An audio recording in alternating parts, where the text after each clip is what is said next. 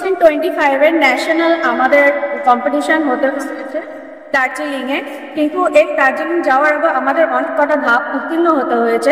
সেটা প্রথম কম্পিটিশন আমাদের ডোজো কম্পিটিশন হয়েছে, সেকেন্ড হয়েছে আমাদের ডিস্ট্রিক্ট কম্পিটিশন, সেটা হয়েছে আমাদের ডাইহাটে, থার্ড হয়েছে আমাদের স্টেট কম্পিটিশন, সেটা আমাদের বর্তমানেই হয়েছে।